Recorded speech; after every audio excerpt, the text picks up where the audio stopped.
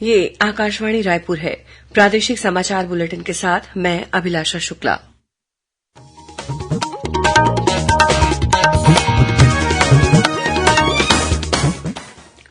और अब पेश है आज के मुख्य समाचार। ईडी की टीम ने आज प्रदेश में 2 विधायकों सहित कांग्रेस के कई नेताओं के निवास और कार्यालयों में छापे की कार्रवाई की। प्रदेश के बेरोजगार युवाओं को अब मिलेगा बेरोजगारी भत्ता। राज्य मंत्रिपरिषद की बैठक में लिया गया निर्णय।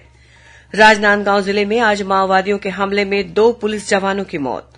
और मोर आवास मोर अधिकार को लेकर भाजपा कार्यकर्ताओं ने आज प्रदेश के 11 विधानसभा क्षेत्रों में विधायक निवास का घेराव किया।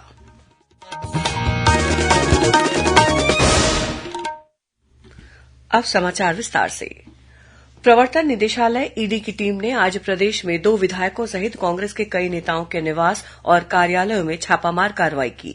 इनमें भिलाई विधायक देवेन्द्र यादव और बिलाईगढ़ के विधायक चंद्रदेव राय के साथ ही प्रदेश कांग्रेस कमेटी के कोषाध्यक्ष रामगोपाल अग्रवाल, राज्य खनिज विकास निगम के अध्यक्ष गिरीश देवांगन, प्रवक्ता आरपी सिंह, विनोद तिवारी और सन्नी अग्रवाल सहित अन्य नेताओं के नाम शामिल हैं।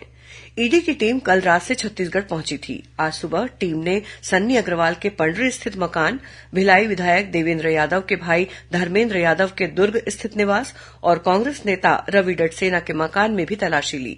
वहीं रायपुर में श्रीराम नगर, डीडी नगर, गीतांजलि नगर, मोवा और भिलाई के सेक्टर 5 तथा हाउसिंग बोर्ड औद्योगिक क्षेत्र में विभिन्न आवासीय परिसरों में छापे मारे गए। आज कांग्रेस के जिन नेताओं के निवास और कार्यालयों में छापे मारे गए हैं, उन नेताओं के निवास के बाहर कांग्रेस कार्यकर्ताओं ने ईडी के खिलाफ विरोध प्रदर्शन किया। इस बीच रायपुर में आयोजित एक पत्रकार वार्ता में कांग्रेस की प्रदेश प्रभारी कुमारी शैलजा, मुख्यमंत्री भूपेश बघेल और प्रदेश कांग्रेस अध्यक्ष मोहन मरकाम ने आरोप लगाया कि कांग्रेस के राष्ट्रीय अधिवेशन में अवरोध पैदा करने के लिए ईडी ने छापे मारे हैं। उन्होंने कहा कि भारत जोड़ो यात्रा की सफलता से हताश होकर यह कार्रवाई की गई है। दूसरी ओर पूर्व मुख्यमंत्री डॉक्टर रमन सिंह और प्रदेश भाजपा अध्यक्ष अरुण साव तथा पूर्व मंत्री राजेश मूणत ने एक संयुक्त पत्रकार वार्ता में कहा कि राज्य की कांग्रेस सरकार यदि इतनी ही ईमानदार है तो ईडी की जांच से घबराती क्यों है। उन्होंने कहा कि ईडी द्वारा मारे गए छापों में भाजपा द्वारा राज्य सरकार पर लगाए गए भ्रष्टाचार के आरोप सही साबित हो रहे हैं। उन्होंने सवाल उठाया कि कांग्रेस पार्टी भ्रष्ट लोगों के साथ क्यों खड़ी हुई है। राज्य सरकार अब प्रदेश के बेरोजगार युवाओं को बेरोजगारी भत्ता देगी। ये निर्णय आज मुख्यमंत्री भूपेश बघेल की अध्यक्षता में रायपुर में आयोजित राज्य मंत्रिपरिषद की बैठक में लिया गया। बैठक में छत्तीसगढ़ विधानसभा में बजट सत्र के दौरान पढ़े जाने वाले राज्यपाल के अभिभाषण का अनुमोदन किया गया। वहीं वर्ष 2023-24 के लिए बजट अनुमान, वर्ष 2022-23 के तृतीय अनुपूरक अनुमान और विनियोग विधेयक के प्रारूप को कैबिनेट मंजूरी दी। साथ ही छत्तीसगढ़ विधानसभा सदस्य वेतन, भत्ते, पेंशन संशोधन विधेयक के प्रारूप तथा छत्तीसगढ़ लोक सेवा आयोग के 21वें वार्षिक प्रतिवेदन का भी अनुमोदन किया गया। राज्य सरकार सार्वजनिक वितरण प्रणाली के तहत अनुसूचित क्षेत्र और माड़ा क्षेत्र के अंत्योदय तथा प्राथमिकता वाले परिवारों को चना वितरण के लिए केंद्र सरकार के बफर स्टॉक से 8,000 रूपये प्रति टन की सब्सिडी योजना के तहत चना खरीदेगी। वहीं प्रदेश में 1 नवंबर 2019 से बंद पड़े उद्योगों को फिर से शुरू करने का निर्णय लिया गया। राज्य को लॉजिस्टिक और वेयर हाउसिंग हब के रूप में विकसित किया जाएगा। मंत्रिपरिषद की बैठक में नवा रायपुर में लोगों को आवंटित जमीनों के प्रीमियम में अधिरोपित ब्याज और सरचार्ज में छूट वन टाइम सेटलमेंट स्कीम लागू करने का निर्णय लिया गया है। राज्य प्रवर्तित मुख्यमंत्री सह प्रधानमंत्री आवासीय योजना में अब विधवा, विधुर, परित्यक्ता और अविवाहित पुरुष तथा महिला को शामिल करने का निर्णय लिया गया है। इसके लिए पंजीयन की तिथि 31 मार्च 2024 तक बढ़ा दी गई है। मंत्रिपरिषद ने टाटा टेक्नोलॉजीज लिमिटेड के साथ पार्टनरशिप में औद्योगिक प्रशिक्षण संस्था उन्नयन योजना को मंजूरी दी है। इसके तहत प्रदेश के 36 आईटीआई के विकास पर 1,216 करोड़ 80 लाख रुपए खर्च किए जाएंगे।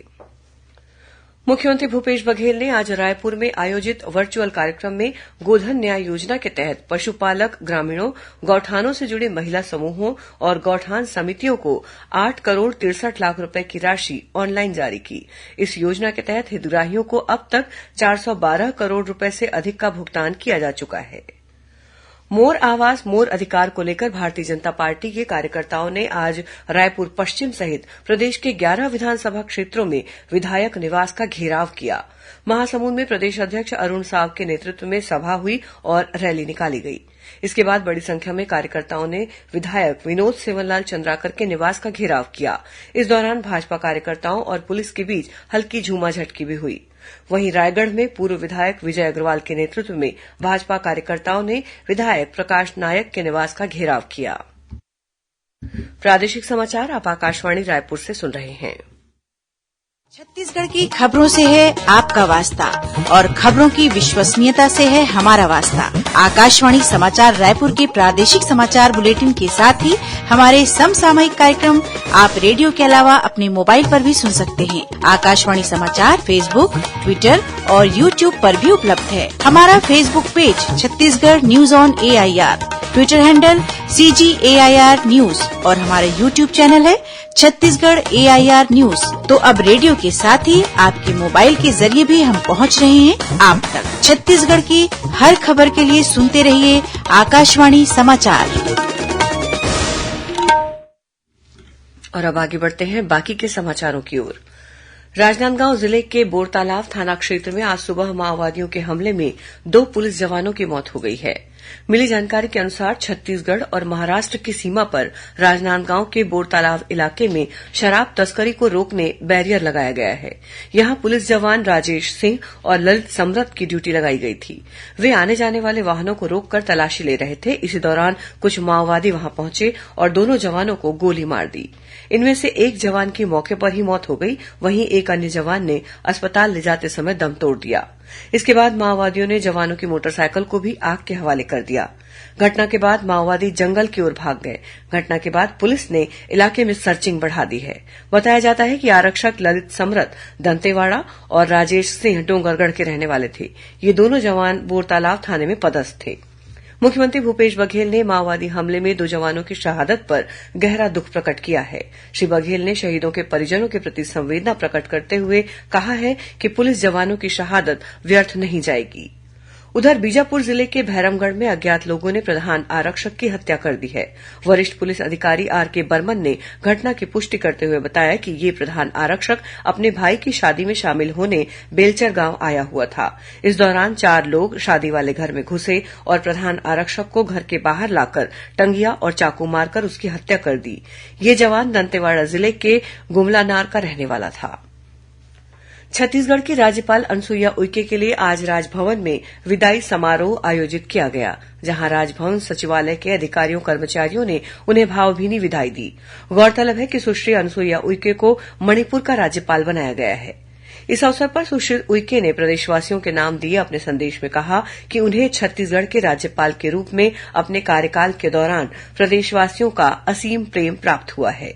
साथ ही जनप्रतिनिधियों और अधिकारियों का भी सतत सहयोग मिला है।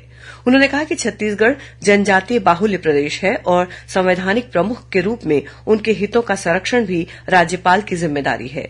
सुश्री उइके ने कहा कि राज्यपाल के रूप में इस दायित्व को उन्होंने समर्पण के साथ निभाया है।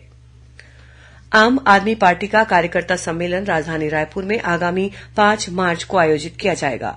आप के प्रदेश अध्यक्ष कोमल हुपेंडी ने बताया कि दिल्ली के मुख्यमंत्री और आम आदमी पार्टी के राष्ट्रीय संयोजक अरविंद केजरीवाल और पंजाब के मुख्यमंत्री भगवंत मान इस सम्मेलन में शामिल होने के लिए रायपुर आएंगे। आदिवासी इलाकों में पेसा कानून लागू करने और ग्राम पंचायत को अधिकार संपन्न बनाने सहित विभिन्न मांगों को लेकर आज गरियाबंद जिले में ग्रामीणों ने कलेक्ट्रेट का घेराव किया। इस दौरान शोभा और गोना गौरगांव क्षेत्र के ग्रामीणों ने ट्रैक्टर रैली निकालकर प्रदर्शन किया। वहां आयोजित सभा में ग्रामीणों ने वन अधिकार पट्टा दिलाने तथा जल, जंगल और जमीन पर आदिवासियों को अधिकार देने की मांग की। छत्तीसगढ़ के 433 अभ्यर्थियों को अग्निवीर पुरुष भर्ती परीक्षा में सफलता मिली है। इन अभ्यर्थियों के दस्तावेजों की जांच के बाद उन्हें अलग अलग केन्द्रों में प्रशिक्षण के लिए रवाना किया गया। इन अभ्यर्थियों का प्रशिक्षण 1 मार्च से शुरू होगा। कोंडागांव के उप पुलिस महानिरीक्षक बालाजी राव ने पुंगारपाल थाना क्षेत्र के कुदूर स्थित नवीन कैंप का निरीक्षण किया। इस दौरान उन्होंने जवानों से बातचीत की। श्री राव ने मनवा नवानार के तहत चिन्हांकित किए गए ग्रामों का दौरा भी किया और वहां चल रहे विकास कार्यों की जानकारी ली। श्री राव ने मर्दापाल स्थित कैंप जाकर भी जवानों से मुलाकात की और उन्हें प्रोत्साहित किया। उनके साथ पुलिस अधीक्षक दिव्यांग पटेल भी मौजूद थे। अब कुछ अन्य खबरें संक्षेप में। मुख्यमंत्री भूपेश बघेल ने आज एक वर्चुअल कार्यक्रम में स्वामी विवेकानंद तकनीकी विश्वविद्यालय भिलाई की ई लाइब्रेरी का उद्घाटन किया। लोक शिक्षण संचालनालय ने प्रदेश के शासकीय सेवकों से शीघ्र लेखन और मुद्र लेखन परीक्षा में शामिल होने के लिए 28 फरवरी तक आवेदन आमंत्रित किए हैं। प्रदेश में वरिष्ठ नागरिकों में वृद्धावस्था के दौरान होने वाली शारीरिक समस्याओं के निराकरण के लिए रायपुर के ग्राम टेमरी में संभाग स्तरीय मूल्यांकन और सहायक उपकरण वितरण कार्यक्रम का आयोजन किया गया। इस मौके पर 8,000 बुजुर्गों का शारीरिक परीक्षण किया गया। आकलन के बाद उन्हें सहायक उपकरण दिए जाएंगे। कोरबा जिले में आयोजित 2 दिवसीय पाली महोत्सव का कल समापन हुआ। समापन समारोह में मुख्य अतिथि के रूप में विधानसभा अध्यक्ष डॉ चरणदास महंत शामिल हुए। जिला कौशल विकास प्राधिकरण कोंडागांव द्वारा कल 21 फरवरी को सुबह 10:30 बजे से दोपहर 3 बजे तक लाइवलीहुड कॉलेज खुड डोबरा डोंगरीपारा में रोजगार मेले का आयोजन किया जाएगा। महासमुंद पुलिस ने 4.5 लाख रूपये के नकली नोट के साथ 3 आरोपियों को गिरफ्तार किया है। धमतरी जिले के ग्राम बरारी स्थित एक पटाखा फैक्ट्री में विस्फोट हुआ। इस हादसे में किसी के हताहत होने की खबर नहीं है। राजस्थान की खाटू नगरी में होने वाले मेले में शामिल होने के लिए राजनांदगांव से 121 श्याम भक्तों का काफिला निशान यात्रा पर हुआ।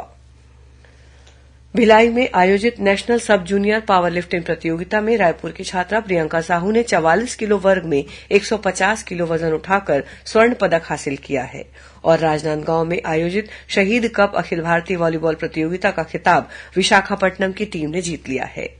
अंत में मुख्य समाचार एक बार फिर। ईडी की टीम ने आज प्रदेश में 2 विधायकों सहित कांग्रेस के कई नेताओं के निवास और कार्यालयों में छापे की कार्रवाई की। प्रदेश के बेरोजगार युवाओं को अब मिलेगा बेरोजगारी भत्ता। राज्य मंत्रिपरिषद की बैठक में लिया गया निर्णय। राजनांदगांव जिले में आज माओवादियों के हमले में 2 पुलिस जवानों की मौत। और मोर आवास मोर अधिकार को लेकर भाजपा कार्यकर्ताओं ने आज प्रदेश के 11 विधानसभा क्षेत्रों में विधायक निवास का घेराव किया। इसी के साथ प्रादेशिक समाचार बुलेटिन समाप्त हुआ। नमस्कार।